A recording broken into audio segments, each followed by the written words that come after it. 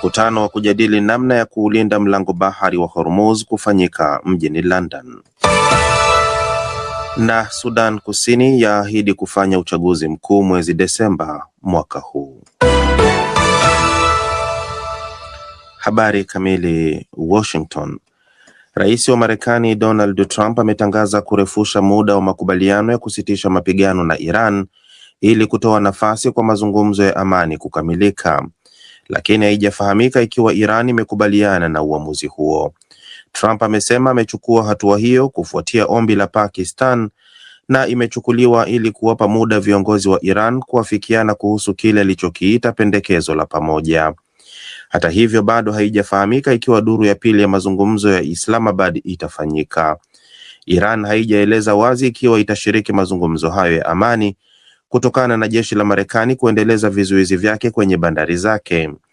Ujerumani imeitolea wito Iran kushiriki mazungumzo hayo, huku rais wa Ufaransa Emmanuel Macron akisisitiza kuhusu umuhimu wa diplomasia katika kusuluhisha mzozo huo wa Mashariki ya Kati. Rais wa Marekani Donald Trump ametangaza kurefusha muda wa makubaliano ya kusitisha mapigano na Iran kufuatia ombi la Pakistan ambayo ndiyo mpatanishi katika mzozo huo.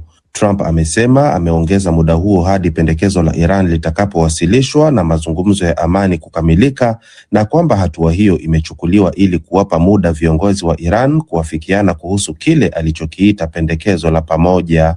Hatua hiyo imechukuliwa huku ikulu ya White House ikisitisha safari iliyopangwa ya makamu wa rais JD Vance kuelekea Pakistan kwa ajili ya duru ya pili ya mazungumzo, huku Iran ikiwa haijaeleza wazi ikiwa itashiriki mazungumzo hayo ya amani kutokana na jeshi la Marekani kuendeleza vizuizi vyake kwenye bandari zake. Serikali mjini Tehran imesisitiza kuwa itajiunga na mazungumzo hayo ikiwa tu yataleta matokeo chanya ili kukomesha kabisa mzozo huo. Waziri Mkuu wa Pakistan Shahbaz Sharif amemshukuru Trump kwa kukubali ombi la nchi yake la kurefusha muda wa makubaliano hayo, huku akitumai kwa dhati kuwa pande zote mbili zitaendelea kuheshimu usitishaji mapigano na kwamba zitafikia mkataba wa kudumu wa amani katika duru ya pili ya mazungumzo yaliyopangwa kufanyika Islamabad. Ujerumani imeitolea wito Iran kushiriki mazungumzo hayo ya amani, huku rais wa Ufaransa Emmanuel Macron akisisitiza kuhusu umuhimu wa diplomasia. Hali halisi na maslahi ya kila upande yanaonyesha kuwa tunapaswa kutoa muda zaidi kwa ajili ya mazungumzo na sio kuharakisha mambo wala kuruhusu kurejea kwa vita. Kabla ya hatua hiyo, Washington na Tehran zilitupiana kauli za vitisho, huku wote wakisema kuwa tayari kwa vita. Mapema leo, kamanda mkuu wa jeshi la Iran Jenerali Majid Musavi amesema itakuwa kosa kubwa kuanzisha uchokozi mpya dhidi ya Iran, huku akiwaonya majirani zake kuwa atasambaratisha miundombinu yote ya mafuta katika eneo hilo ikiwa vita vitaanzishwa tena na Marekani kwa kutumia ardhi ya nchi hizo za Ghuba. Tangu kuanza kwa vita hivyo, watu wasiopungua 3375 wameuawa nchini Iran na zaidi ya 2290 huko Lebanon. Huko Israel, watu 23 wameuawa na wengine zaidi ya 12 katika nchi za Ghuba. Wengine waliouliwa ni wanajeshi 15 wa Israel nchini Lebanon na wanajeshi 13 wa Marekani katika eneo lote la Mashariki ya Kati. Asante sana Bakari Ubena. Mataifa ya Ghuba yana wasiwasi kwamba mazungumzo ya Marekani na Iran huenda yakaipa nguvu Tehran kuendelea kudhibiti mlango bahari wa Hormuz. Wasiwasi huo unatokana na tahadhari iliyotolewa na rais wa zamani wa Urusi Dmitry Medvedev kwamba kufunguliwa tena mlango wa bahari huo huenda ndio suala litakalokuwa muhimu zaidi kwenye meza ya mazungumzo. Saumu Simba anaarifu zaidi kuhusu wasiwasi huo. Maafisa kutoka mataifa ya Ghuba ya Kiarabu wanatahadharisha kwamba mwelekeo mpya unaochukuliwa na Marekani kwenye meza ya mazungumzo wa kulitanguliza mbele suala la kutaka mlango bahari wa Hormuz ufunguliwe badala ya ule mwelekeo wa mwanzo wa kuishinikiza Iran iachane na mpango wake wa kurutubisha madini ya urani ni hatua inayoweza kuipatia nguvu zaidi Iran katika kudhibiti usambazaji wa nishati katika eneo zima la Mashariki ya Kati. Mataifa ya Ghuba yanahisi Iran itakuwa na karata kubwa zaidi kwa kusimamia mlango bahari wa Hormuz kuliko kuipoteza nafasi hiyo, ikiweka mbele uthabiti wa uchumi wa dunia, huku ikiyaweka pembeni mataifa mengi ambayo yanakabiliwa na matatizo ya nishati na usalama yaliyoko nje ya meza mazungumzo. Vyanzo kutoka mataifa hayo ya Ghuba vinasema kwamba mazungumzo ya Marekani na Iran kwa sasa hayaelekezwi tena katika suala la mpango wa Iran wa kutengeneza makombora, bali yanaelekezwa katika suala la viwango vya urani na zaidi mlango bahari wa Hormuz, ambayo ni njia muhimu ya kimkakati ya usafirishaji kiwango kikubwa cha mafuta duniani.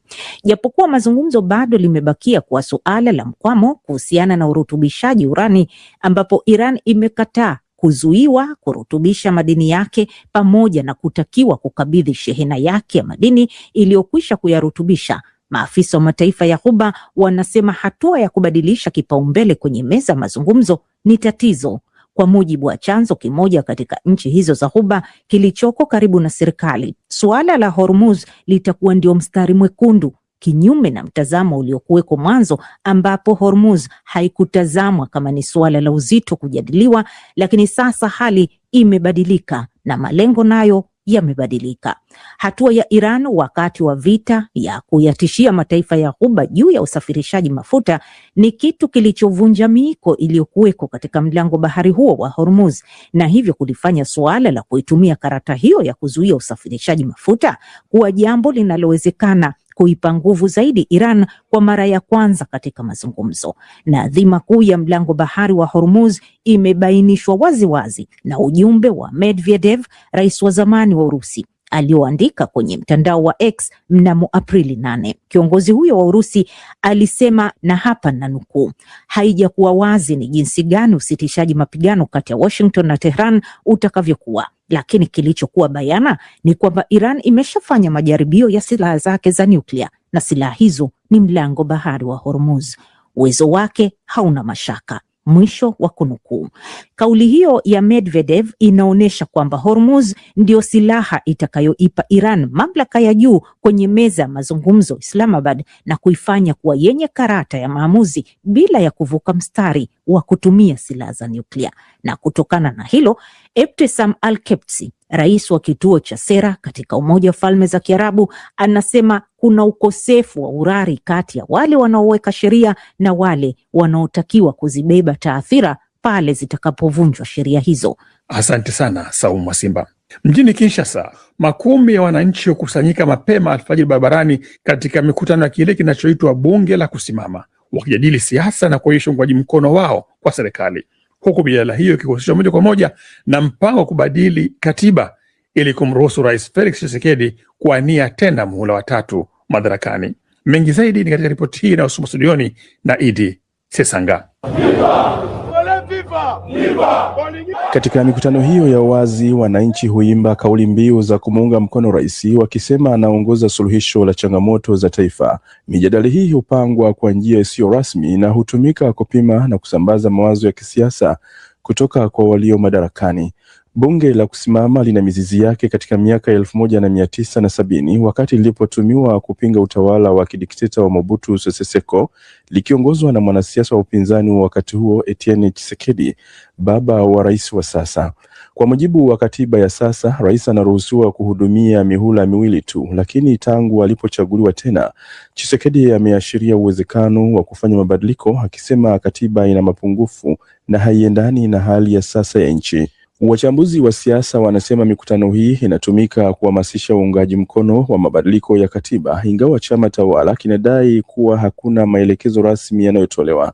Upinzani unaonya kuwa hatua hiyo ni jaribio la mapinduzi ya kikatiba na umetishia maandamano iwapo itatekelezwa. Juhudi za mabadiliko zilisimama kutokana na vita mashariki mwa nchi, hasa baada ya kundi la M23 kudhibiti miji muhimu ya Goma na Bukavu. Hata hivyo, baada ya mapigano kupungua, mjadala huu umeanza kufufuka, huku mitaa ikitumika kama jukwaa la kupima maoni ya wananchi. Jean-Claude Mwamba, mratibu wa mabunge ya kusimama wa chama tawala cha UDPS, anaamini kuwa mabadiliko ya katiba ni hatua inayofuata baada ya vita kumalizika.